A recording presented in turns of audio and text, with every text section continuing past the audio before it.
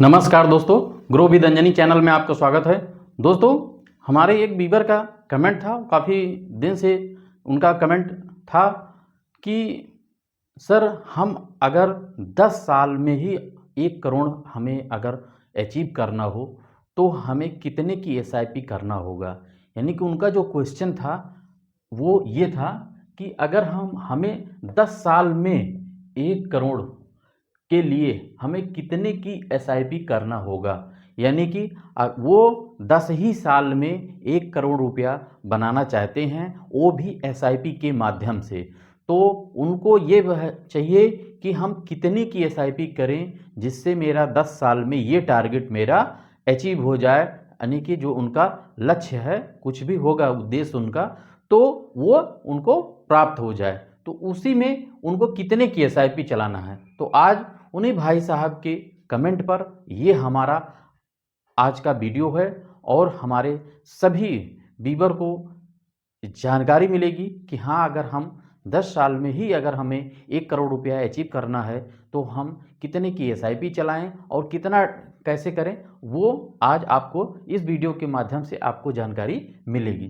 दोस्तों, हमने expected return यहाँ भी 15% का ही लिया है और अब आप एसआईपी करेंगे तो कहाँ करेंगे, कैसे करेंगे, किस फंड में करेंगे, वो आप पे निर्भर है, आपके स्ट्रेटजी पे है कि आप कौन सा अपना लगाते हैं स्ट्रेटजी, उस हिसाब से आप एसआईपी करेंगे। और हमने 15% ये मान के चला कि आप जहाँ भी इन्वेस्टमेंट करेंगे आपको 10 साल में अप्रोक्स 15% का आपको रिटर्न हो सकता है आपको मिले।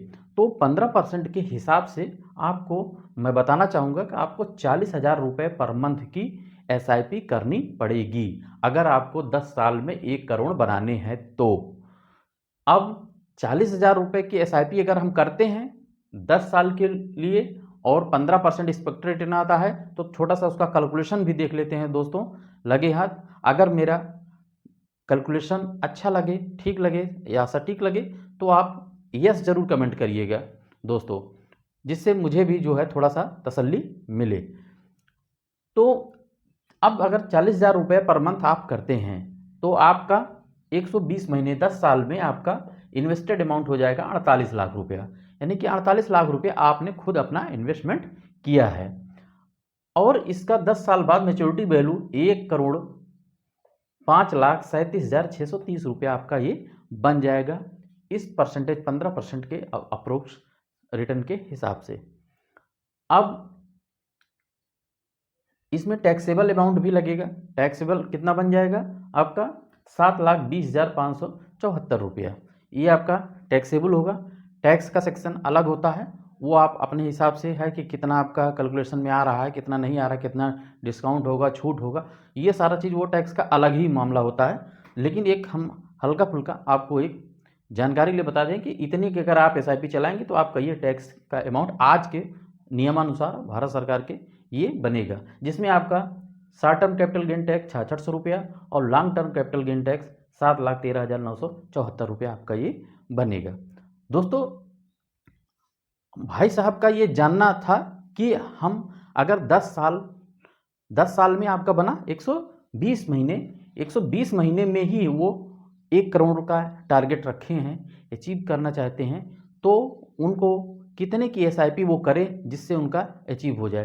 तो अगर 40,000 रुपये की एसआईपी पर मंथ करते हैं, अगर और हिम्मत है तो बात अलग है, क्योंकि आपके पास टाइम कम है भाई साहब, और इस वजह से टाइम कम होने की वजह से जो है आपका टारगेट लंबा है, टाइम कम है, तो थोड़ा यहाँ एसआईपी का अमाउंट बढ़ाना ही पड़ेगा। तो अगर 40 का करेंगे तो अप्रोक्स आप 1 करोड़ के आसपास पहुँच जाएंगे। अब फंड परफॉर्मेंस के ऊपर है कि अगर 15 से ऊपर दिया तो जल्दी पहुँच ही जाएंगे, और अगर 15 से कम दिया तो हो सकता है थोड़ा सा पीछे ही रहें, लेकिन नियर अबाउट आप पहुँच जाएंगे। तो इस तरीके से ये मेरा कैलकुलेशन है दोस्तों, और शायद हमारे भाई साहब को जानकारी मिल गई होगी कि अगर हम 40,000 की एसआईपी करते हैं तो शायद अपने टारगेट पे पहुंच सकते हैं। दोस्तों, वेल्थ बनाने में सबसे बेस्ट टूल आपका एसआईपी है।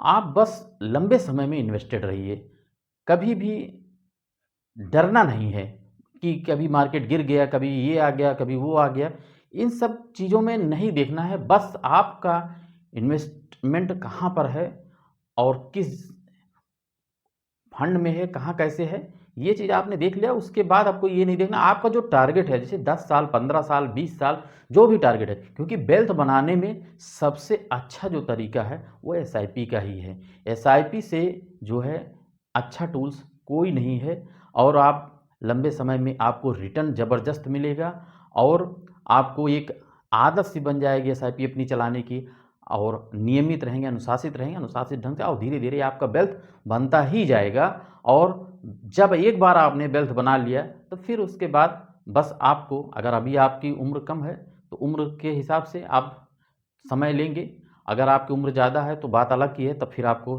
कम ही टाइम में आपको वेल्थ बनाना होगा, और उसके लिए आपको एसआईपी थोड़ी बड़ी करनी पड़ेगी, तभी आप जल्दी करें। लेकिन ये है कि समय बहुत मायने रखता है म्यूचुअल फंड में।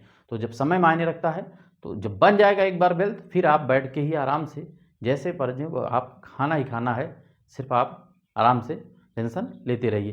तो दोस्तों इस तरीके से आप जो है एसआईपी के माध्यम से इन्वेस्टमेंट कर सकते हैं म्यूचुअल फंड में। और ये मेरा भाई साहब का जो हमारा आज टॉपिक था वो शायद क्वेश्चन भी हल हो गया है। और अगर मेरा वीडियो दोस्तों अच्छा लगे तो एक लाइक करिएगा, शेयर करिएगा, कमेंट जरूर करिएगा। कोई भी क्वेश्चन हो तो आप कमेंट के माध्यम से आप हमसे पूछ सकते हैं म्यूचुअल फंड संबंधित। और मेरा वीडियो सिर्फ आपको जानकारी और मोटिवेट रखने के लिए ही है, और अच्छा लगे तो मेरे चैनल को ज़रूर सपोर्ट करिएगा। थैंक यू सो मच दोस्तों। जय हिंद, जय भारत।